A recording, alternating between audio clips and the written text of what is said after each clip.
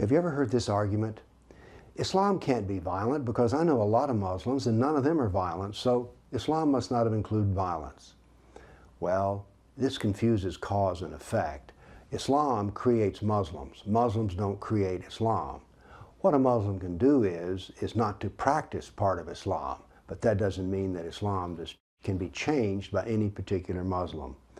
So the study of Muslims to learn about Islam I call Muslimology, and you can't really learn anything because you'd have to talk to all 1.5 billion Muslims before you could say, all right, I know what the practice of Islam is. But the practice of Islam doesn't say anything about what the real Islam is. Nothing changes the doctrine. The doctrine includes jihad, and nothing can change that. Just because you know some Muslims who aren't violent doesn't mean that the doctrine of jihad is not there. Now let's be clear about the doctrine of jihad. There are 4 kinds of jihad. Most people, when they think of jihad, just think of what I call jihad of the sword, violence. Well, there are 3 other forms of jihad, and those are jihad of money, speech, and writing. I sat in a mosque in Southern California and watched nearly $20,000 be raised in less than 20 minutes for the purpose of lawfare. That is, using the legal system to harass people such as myself. A lawsuit is launched, there's a lot of money spent on attorneys, but the case never goes to trial. This is lawfare.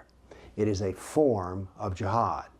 The Quran is quite clear on this, that those who donate money to jihad derive just as much benefit in Allah's eyes as does those who actually destroy. There's the other form of jihad is speech.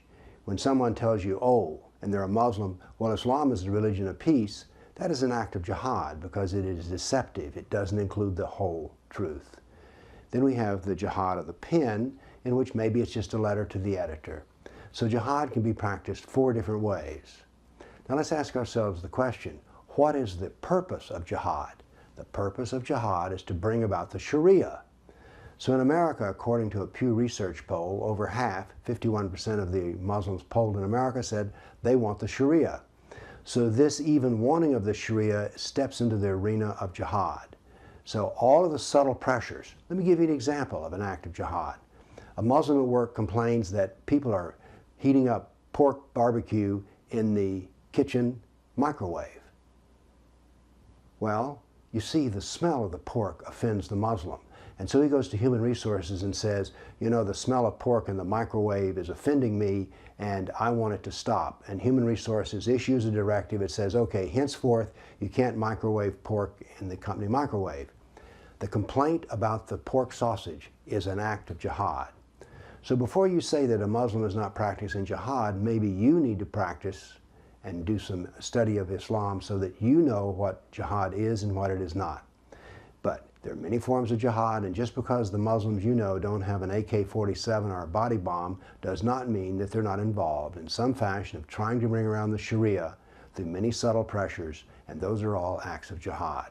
Remember, Muslims don't create Islam. Islam creates Muslims. Thank you.